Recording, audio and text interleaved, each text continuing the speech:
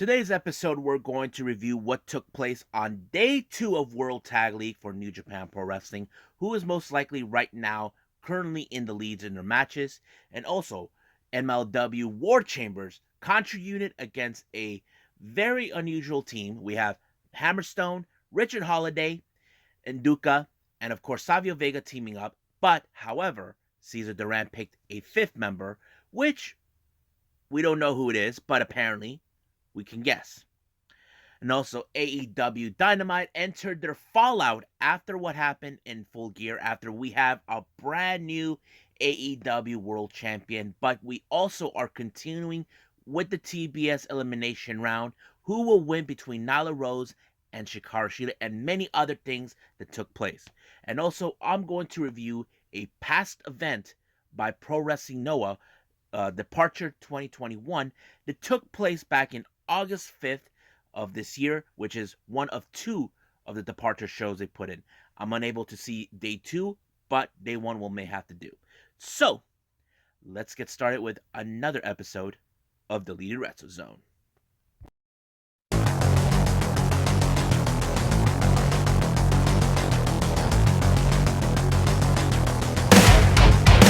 Are you ready? Get up, get up! Get up, get up! Get up, get up! Get up, get up! Get up, get up! Get up, get up!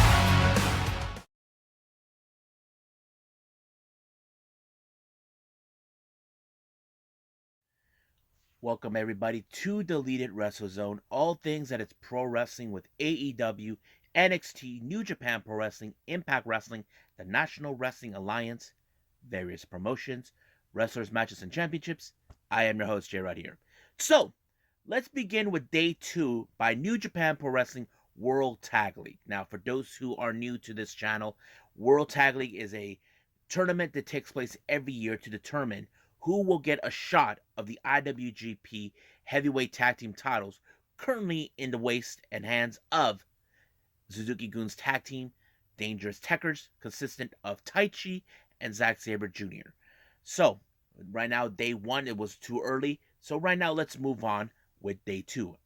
The show opened up with pairs of young lions. We got Rohi Oiwa taking on Yuto Nakashima. Now, as you all know, sometimes when we see young lions, they kind of impressed us in every aspect.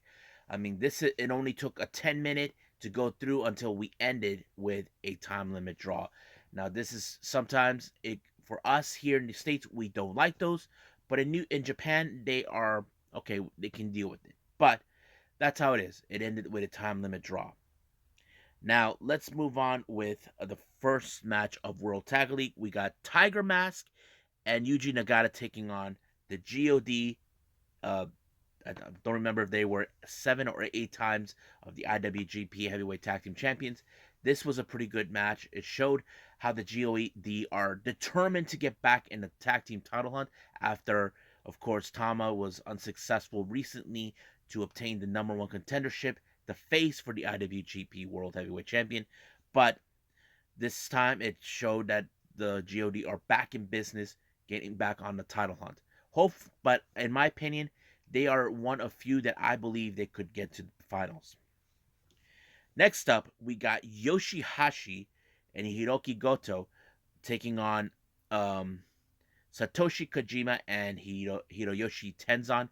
Now, this is their second match so far for Chaos. As you know, they had a very disappointing loss against LIJ, but this time they went all grounds to this match. Apparently, from what I can tell, it's Yoshihashi and Hiroki Goto are determined to try to become tag team champions. They have tried it before, but this time it was Yoshihashi who picked up the victory for his team, allowing them to gain 2 points. Next up, we got the Great Bash Heel, GBH, consisted of Tomoaki Hamna and Togi Makabe taking on Toru Yano and Hiroshi Tanahashi. Man, these guys, they came up with this new look. I'm like, I never seen. I mean, look, Yano, he's chaos. Yoshihashi, he's like part of the main army, the main army of of New Japan, and I'm like, wow, this is very interesting seeing these two.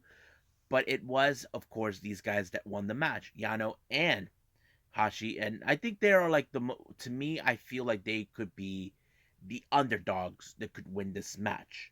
I mean, Yano and Tanahashi are no strangers in becoming tag champions. They have been tag champions before, but with different partners in the past. I think this is going to be a very interesting team to keep an eye on. Next up, we got the House of Torture, Yujiro Takahashi and Evil, along with the spoiler Dick Togo, taking on the United Empire, Aaron Henare, and Great-O-Khan. Now, last week, these two teams had no luck in winning their matches. House of Torture lost their first match, so did United Empire. However, this was a very interesting match because, as you know, House of Torture are part of Bullet Club. Evil will do whatever it takes to win by having Dick Togo to get involved using the garage or anything. But however, United Empire were able to pull through, all thanks to the cohesive work between both Aaron Henare and Great-O-Khan, allowing themselves to win. And better luck next time, House of Torture. Next up, we got Suzuki-gun members Taka Michinoku and Minoru Suzuki taking on LIJ and Sanada and Tetsuya Naito. Now, Naito and Suzuki are no strangers to it all. They have already clashed before in the past when Naito questioned him about King of what. So we all know Minoru Suzuki's call has been dubbed as the King. So Naito has called that out into question. But however, it was Sanada who picked up the victory when he put Taka Michinoku in the Skull Inn. Now, this is the second time that Taka Michinoku has lost for his team. Now, if I was Minoru Suzuki, I would try to get him back in his shape and back into shape as possible, but that's how it is. And then our final match, we have Bullet Club, Chase Owens and Belloc Fale taking on the current IWGP Tag Team Champions, members of Suzuki-gun, Dangerous Tekkers, Taichi, and Zack Sabre Jr. Now, this match was pretty good. However, the only obstacle the Dangerous Tekkers had to go through is Belloc Fale. Now, if you guys know who Belloc Fale is, he's a big Tongan dude. You know you don't want to mess around with him. But they were able to pull it off by defeating them. And that kind of shows. Now, however, Dangerous Tekkers could be most likely one of the few teams that could win it. Now, for those who are new to this channel, you probably ask yourselves, why are the tag team champions involved in this tournament? Simple. If they win this match, if they pulled it off all the way, they can choose a team of their choosing. Ones who they think they're worthy enough to challenge them. But right now, this is too early to tell. But let me tell you who right now has the most consecutive point. Let's see. Yano and Tanahashi has 4 points. Makabe Hamna, they got 0. Koji Kojima and Tenzan has 2. Nagata and Tiger 0. Goto and Hoshi 2. Naito and Sanada 4. Taichi and Zack Sabre Jr. 4. Suzuki and Michinoku have 0. Great-O-Khan and Henare, they got 2 points. Tama Tonga and Tongalora, they have 4. Evil and Jujiro 0. And of course, Fale and Chase Owens, they got 2. However, this is from what we can tell, only Yano and Hashi, Sanada and Naito, Zack Sabre Jr. and Taichi, and of course, Tama Tonga and Tangaloa. These 4 teams are the only ones that currently have 4 points. Now, these are the most likely competitors that we could see that could win all the way. But it's too early to tell how this is going to be going. So I will keep apprised more to this. We do got more New Japan Pro Wrestling in the next couple of days. I will continue with more New Japan on the following episode with Best of the Super Juniors. So we got day 3 on that coming up soon.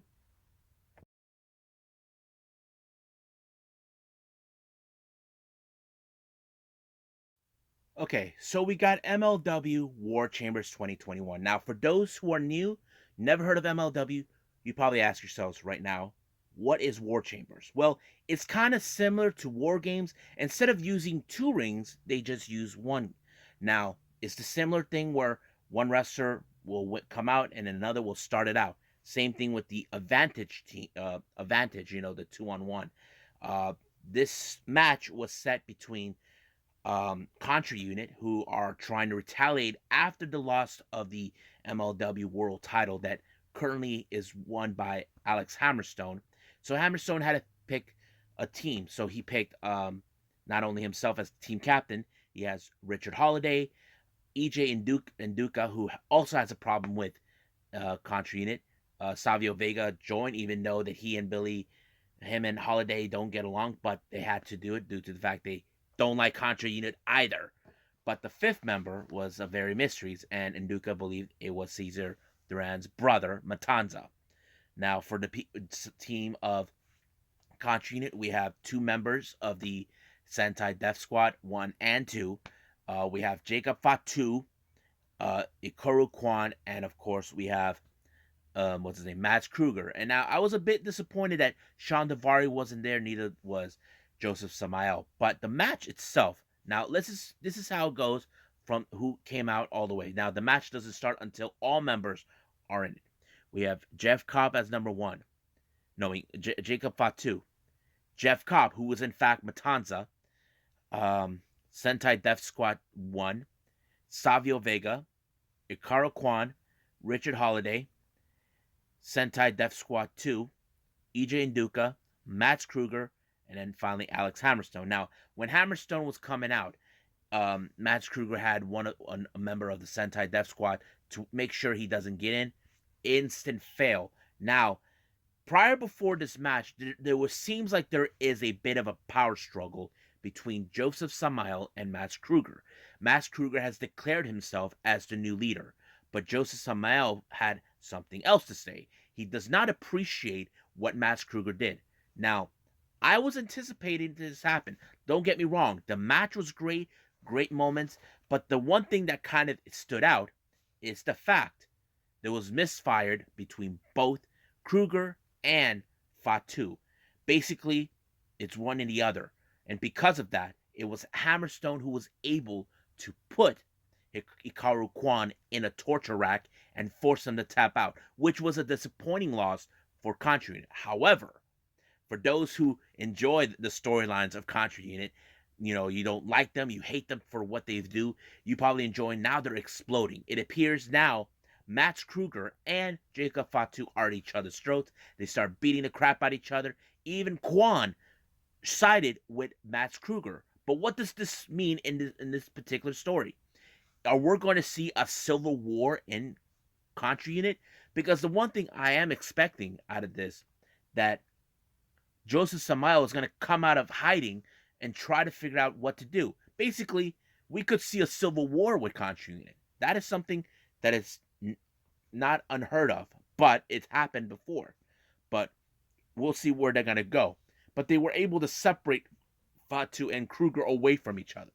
But there is no denying that we will see a match between both Fatu and Kruger. But however, I do anticipate that there could be a partnership slipping between both Fatu and Joseph Samael. And I'll explain that at some other time. But when this match was over, the post-match, we see Cesar Duran and Catalina, who has a new look. Looks like they're having a new business venture.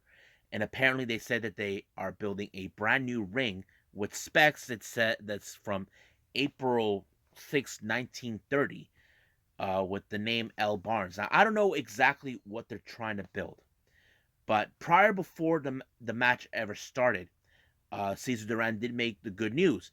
It's already been confirmed that MLW are heading down to Tijuana, Mexico, right across where I live. You guys know this or not, I'm from San Diego, California, and right across from us is, of course, Tijuana, Mexico.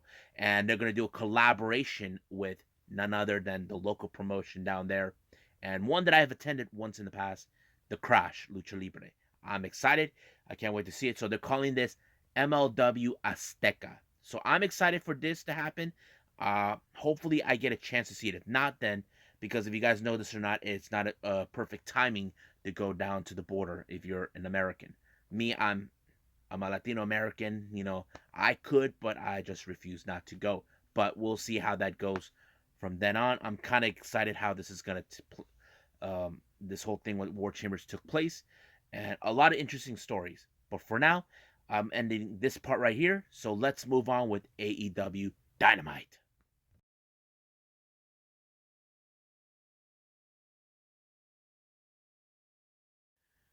Okay, so AEW currently went into their Fallout after one of their amazing pay per views. Not the biggest, but one of the good pay per views, all a full gear. So it opened up with the Elite, of course, not in a happy mood. As you know, the Elite lost their night. The Super Click lost to Jurassic Express and Christian Cage, while Kenny, in the process, lost the AEW World Title. So right now, people are questioning when is he going to get a rematch, which something we need to talk about just a little bit. We never seen this with Jericho or Moxley. I mean, Moxley is trying to get from the bottom to the top to get the food chain. However, we don't know about Kangman, but he did state that he needs to take some time off for a while, and he asked the Bucks to hold the fort while he's away. But of course, everybody's going to be holding down the fort. Now, the reason this is taking place is because Kenny is being evaluated from his injuries that he obtained this on Full Gear. I'm assuming, hopefully, it's not nothing severe, but we'll see what happens then. Now, Dark Order were in the ring, decorated the ring because it later became National Cowboy Shit Day. Yes, Hangman Page put out a really good promo. He's like saying that he's shy, he doesn't normally do this, but he's self aware that he knows he has a target on his back.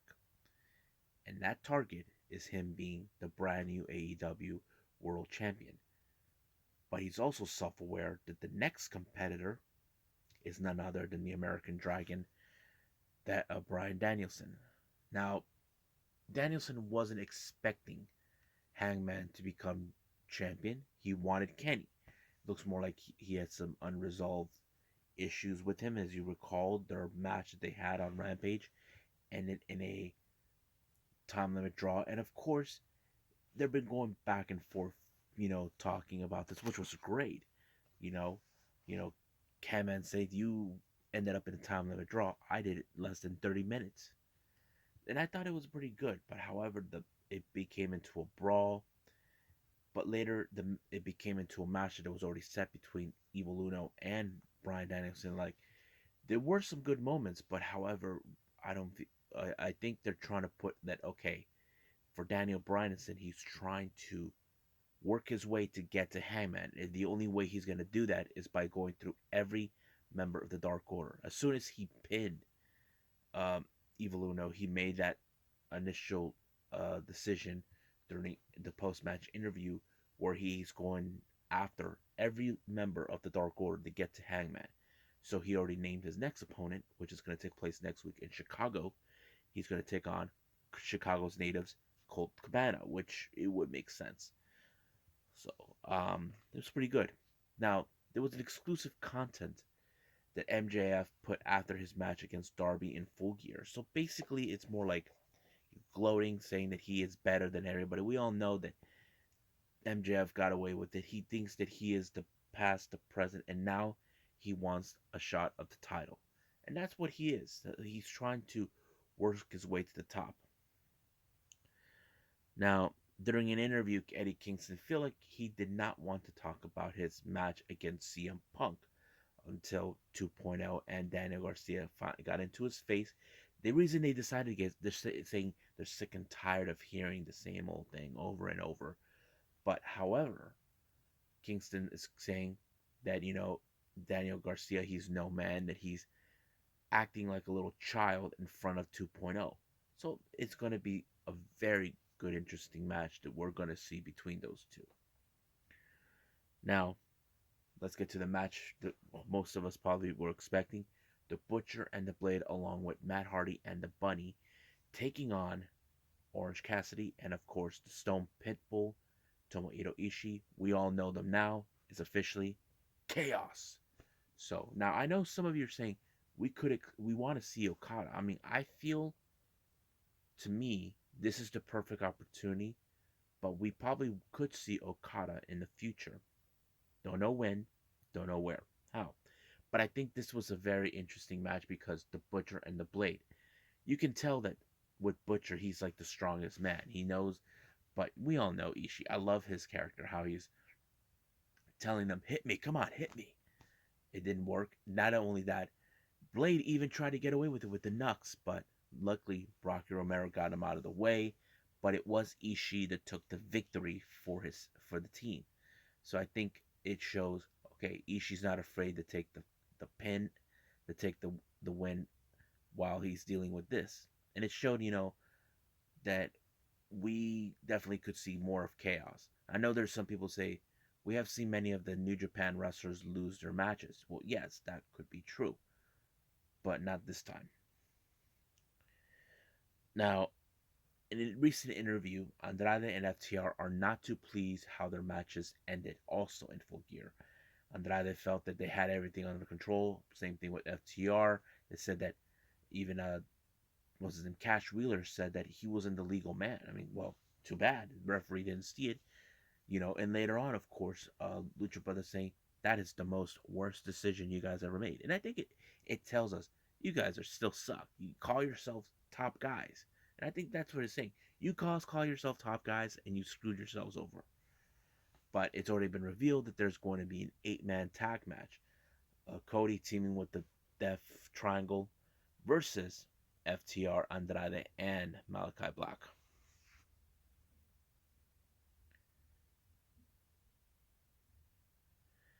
Okay, as you know, Tay Conti, she did an amazing performance. Something that we never seen her in with previously with WWE in the past. She said that she did not fail, even though she did not win. She did not fail, and I think she delivered exactly because this is her first major pay per view to compete in the women's for the women's title, and I think it showed what she's all about, and I think we need to take that how to say give her credit for what it's due. Now, Britt Baker, as you know, she feels like okay, the weight is lifted, no one's coming after her. Well, don't be so sure, but she is hoping that Jamie Hayter will become the first ever TBS champion. But there's a lot of people because her opponent she's coming that she has to face through is none other than Thunder Rosa. Now I know there's going to be a lot of discussion about this. I will do a podcast episode about that, and we'll see how that goes.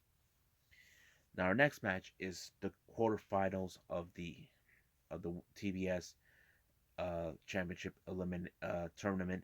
We have Nyla Rose and Hikaru Shida. These two women are not strangers to each other. If you guys remember, it was Hikaru Shida that defeated Nyla Rose last year in Double or Nothing for the women's title.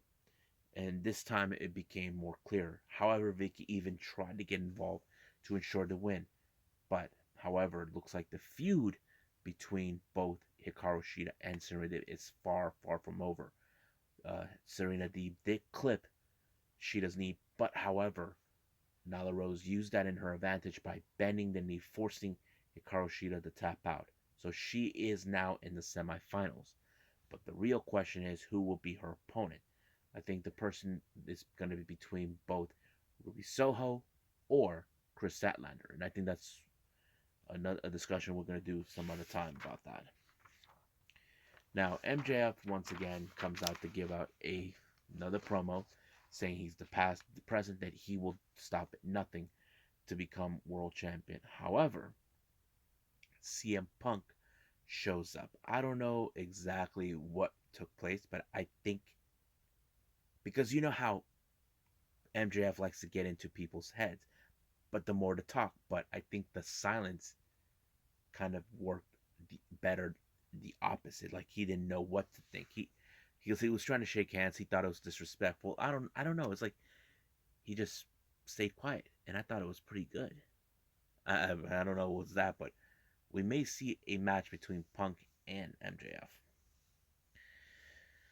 Now, as I mentioned before, the Elite were not too pleased with their losses. However, Matt and Nick Jackson are not medically cleared to wrestle, so Adam Cole teamed up once again with Bobby Fish to take on Jurassic Express, Jungle Boy, and Luchasaurus. Basically, they think they're a joke, but we'll see what happens. But of course, uh, Jurassic Express and Christian Cage took great pleasure of winning their match. But of course, Christian Cage actually said they took pride of seeing how Jungle Boy did the chair shot right on Matt, and that was like okay. He's like very proud, like he's being like a proud father that he actually saw that. But basically now they're acknowledging, okay, you couldn't get rid of me last time, boys. Let's do it. Let's keep going. Now our next match we have is Leo Rush and Dante Martin taking on the Acclaim.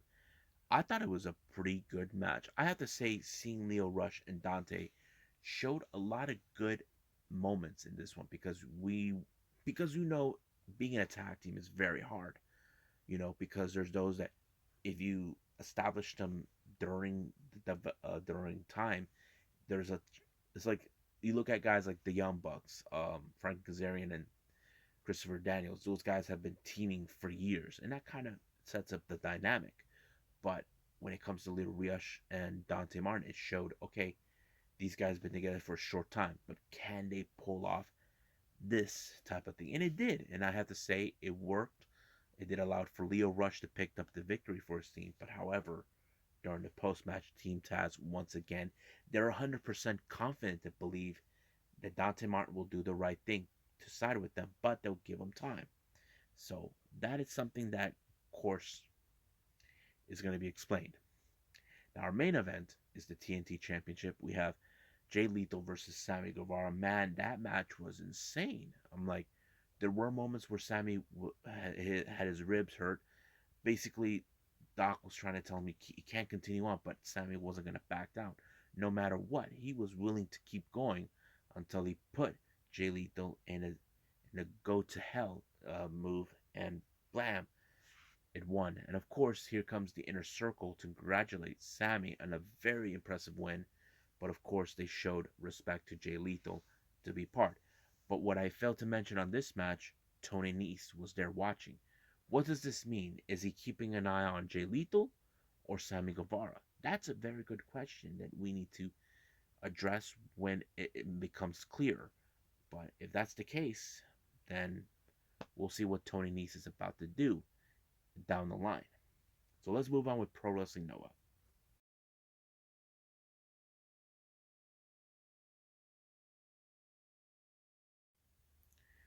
Okay, so we got Pro Wrestling Noah right now. This is a previous event that took place back on August 5th. The name of the event is called Departure 2021. This is one of two days events. Fortunately, I want to give you guys ahead of time. There is no day two for me to watch. Uh, Only day one, but it was good. First match, we got Kinya Okada taking on one half of the GHC heavyweight champions, Masa Kitamiya. Uh, this is one of those matches where, okay, we got David versus Goliath type. But however, it was Kitamiya who actually pulled a very powerful submission on Okada to ensure that he taps out. That's very impressive to do from him. It's like a standard standing up figure four or something like that. I don't know. I've seen him do it many times over. Next match we have is six-man tag team match. We have M's Alliance, consistent of Yuko Miyamoto, Masaaki Mochizuki, and Masato Tanaka, taking on Funky Express, Akitoshi Isato, Muhammad Yone, and King Tani. Now, this was a very good match. However, it shows more of M's Alliance. They're more of a that still continue to show how their dominance is, even though Funky Express are trying to get their groove on. But it was King Tani who got pinned in the end by what's his name, Yuko Miyamoto, and that's the end of it. Next up, we have Yano Yasutaka taking on the leader of Stinger, Yoshinari Ogawa. Now, these two guys are now strangers to each other. There was a moment where Yano actually messed up and lost the match. So this was like a more like you got to redeem yourself to him. But I think in this matter, it showed that with the experience that Ogawa has on Yano, it was no good. But he threw him off the ring, probably showing him how worthless he was. But don't forget, Yano is on a learning curve. He seems like one of the young boys that's still on the learning curve. Next up, we got Los Perros del Mar de Japón, consistent of Nosawa Rongai. Who else? Yohei and Eita taking on Junta Miyaki. With he's teaming up with Momo no Seishitag, consistent of Atsushi Koroge and Aosuki Hirada. As you know, the Los Perros de Mar have been one of the most impressive junior heavyweight teams coming out. They are on a mission, of course, to run the entire Junior Noah's division, which that's been their case since day one. And however, it was Eita that took out Junta because Junta is much of the weakest link in the team, but that's how it faces out. Next up, we got um, Hajime Ohara taking on Kongo's members. What's his name? Katsuhiko Nakajima. Now, Nakajima, he is a, a striker. He's the kind of guy I've been watching that he is a bit like he would try to tear you apart. But ever since he lost his match to Kitamiya, he has been developing a new way of being. I'm stronger now. You better be careful. And that's exactly what he did to O'Hara. And O'Hara lost big time in that fashion.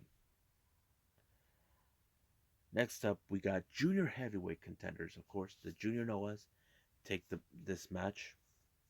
We got Congo members from the Junior Noahs. We have Tadasuke, Haho, Aleha taking on the three champions of Stinger.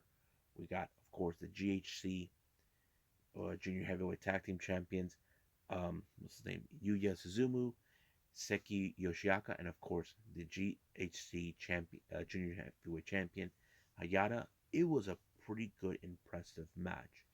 I think this was one of my favorite matches within the Junior Noahs.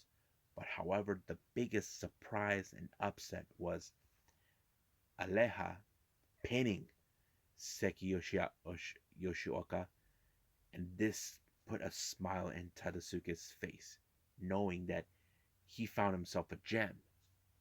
That means Aleha and whoever he's going to team with are going to challenge for the GHC Junior Heavyweight Tag Team Champions, and I think that's something pretty good. And I think this is the last thing that Yuya Suzumu and Seki expected, but it is what it is.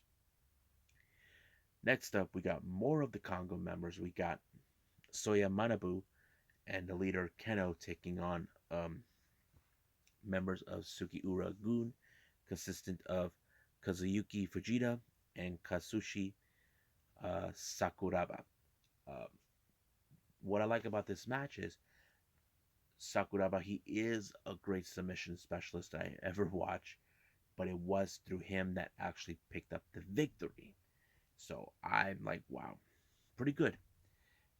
Even though Kano is one of my favorite characters because I'm a big fan of Congo.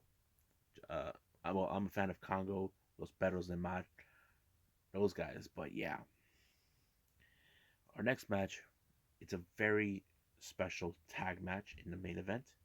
We have Kotaro Suzuki of Los Perros de Mar de Japón teaming with Kaito Kiyomiya, taking on the leader of Sugiura Gun, Takashi Sugiura, teaming with Naomichi Marufuji. Now, this was a very unusual match, but however, it was Sugiura, who actually took out Suzuki, allowing himself to win the match. And I thought it was a pretty good. Now, if I have to rate this event, how it was, I go for possibly an 8. It was pretty good, but I enjoyed it. So I think that's pretty much it. So I say we got some news updates regarding Warrior Wrestling.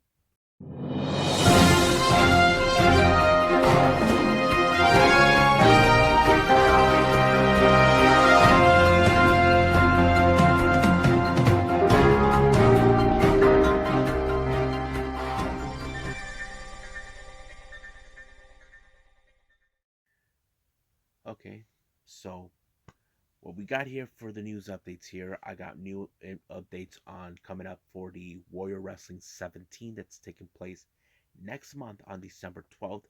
It's already been booked that the Warrior Wrestling Championship is going to be in a triple threat match. Trey Miguel, the current champion, is going to face off Will Ospreay and Blake Christian. Yes, folks, you heard me right. Will Ospreay and Blake Christian, they're all in a triple threat match. I'm excited how this is going to go. Blake Christian, who's been out of the independents for quite some time, ever since he got picked up by WWE and now been released. I'm excited for that to go on. Now, the next match has already been decided for the Warrior Wrestling Women's Championship between champion Thunder Rosa taking on Mercedes Martinez. This is going to be one hell of a match to watch. And finally, we have a bit of a dream match. Dante Martin taking on Bandito. Now, this is a match I definitely cannot wait to see. I'm excited for this because this is definitely a dream match. Trust me, guys. You don't want to miss it. Now, some of you probably ask, how can we watch this event? There's two ways. One, if you want to pay for it, you can go on Fight TV. I don't know what's the price. Or two, you can go get it, watch it on the streaming service called watchprowrestling.live, and you can see it from there. I think that's pretty much it for the news updates. So that's it for now. Well, I hope you guys enjoyed this episode, me reviewing these awesome events, especially the ones that goes on right now, but also reviewing past events. I still got a long way to go to catch up with some of it. Um, right now, for the upcoming episode, we got, of course, New Japan Pro Wrestling with more on the Best of the Super Juniors Day 3. I'm kind of excited where they're going to go with this one. Then we got NXT UK. I'm very curious how this go, and we cannot forget Impact Wrestling. So I think that's pretty much it. What we got coming up. For now, I'll see you guys in the next DWZ time. Same DWZ channel. I must bid all of you adieu. So goodbye. Mwah. And have a nice day. Bang.